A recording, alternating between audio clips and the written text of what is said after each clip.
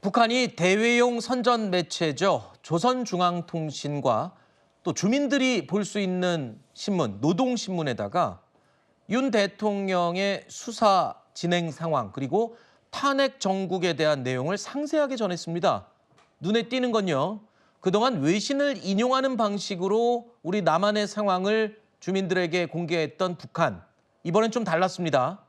탄핵 심판을 받는 윤 대통령의 모습, 언론을 통해서 계속 공개되고 있죠. 이 내용까지 아주 세밀하게 묘사하면서 그러면서 윤 대통령을 아주 깎아내리는 그런 내용으로 주민들한테 공개를 했단 말입니다. 굉장히 이례적이지 않습니까? 이 의도가 뭡니까? 예, 그렇습니다. 아무래도 그 전통적으로 조선중앙통신이라든지 북한 같은 경우는 그 우파 보수 어떤 정부의 대통령들을 좀 많이 비판을 해왔습니다. 물론 뭐 문재인 대통령 때도 뭐 삶은 뭐 소대가리라든지 뭐 등등의 어떤 입에 담지 못하는 비판을 했습니다만은 우파 보수 진영의 대통령들이 비판해 왔는데, 근데 통상적으로 보면은 대통령들의 어떤 그 정책, 특히 북한에 관련된 정책이라든지 이런 부분에 대해서 비판을 해왔고, 탄핵이라든지 대통령 신분과 관련된 있는 것은 잘 하지 않았습니다. 왜냐하면 그렇게 하다 보면 남한은 이렇게 대통령까지도 이렇게 탄핵이 되는구나. 그렇게 되면 상당히 북한의 이제 김정은의 어떤 장기 집권, 독재 정권하고 상당히 이제 그 비교가 되고 오버랩되기 때문에 그렇게 해오지 않았는데, 이번 같은 경우는 또 특이하게 이런 어떤 탄핵 정국에서의 어떤 윤석열 대통령의 동향에 대해서 이렇게 보도를 한 것은 그동안 했던 논조에 비해서는 상당히 조금은 이례적으로 보입니다. 네.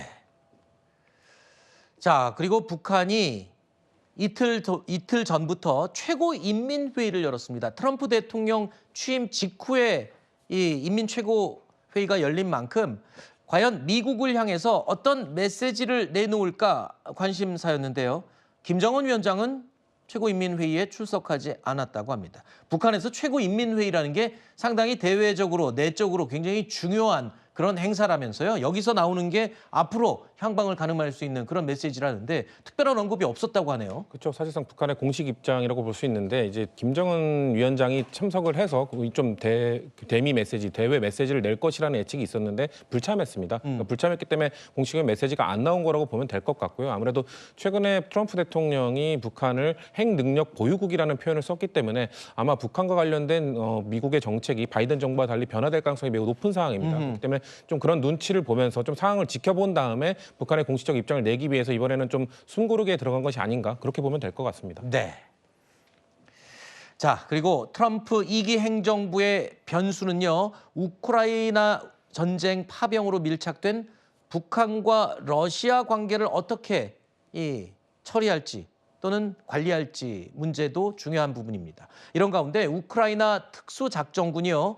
드론과 또 몸에 장치하는 카메라로 촬영한 북한군과의 교전 영상을 공개했습니다. 영상 설명해 드리겠습니다. 우크라이나 군이 공개한 2분 18초 분량의 영상입니다. 북한군의 위치를 나타내는 31개 인공기가 표시됩니다. 눈 덮인 설원을 이동하는 군인들에게 드론과 미사일 공격이 쏟아집니다. 잇따라 폭발이 일어나는데요. 우크라이나 특수작전군은 이 교전에서 북한군 21명이 숨지고 40명이 부상을 입었다고 밝혔습니다.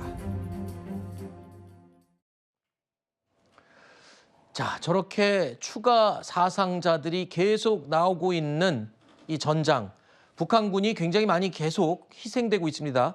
우리 합참에 따르면요, 북한은 전쟁 중인 러시아를 돕기 위해서 또 추가 파병을 준비하고 있다라고 파악하고 있습니다. 우크라이나 군에서는 이들이 이번에는 포병 부대에 배치될 것이다라고 예측을 했는데, 자, 김정은 위원장, 이 북한의 어린 병사들 총알바지로 내몰면서 파병한 이유에 대해서 새로운 또 분석이 나왔다고요? 어떤 분석입니까? 기존의 파병 이유에 대해서는 러시아로부터 군사 기술들을 많이 이전받을 것이다라고 하는 그런 이유가 나왔고, 그 다음에는 이제 총알바지처럼 무모하게 좀 파병을 하는 이런 모습들을 보여왔는데, 이것이 결국에 북한의 전쟁 경험, 그동안의 실전 경험이 수십 년 동안 없었던데 그것을 좀 보완하기 위한 그 조치다라고 하는 그런 분석이 나오고 있습니다. 그리고 이번에 또 미사일 포병 부대까지 파병 증원을 하게 된다면 더 많은 전투 경험을 쌓게 된다. 이것은 명약 관화한 것이겠고, 결국에 이 실전 경험을 쌓기 위한 그런 파병이다라는 분석이 점점 힘을 얻고 있는 그런 상황입니다. 네.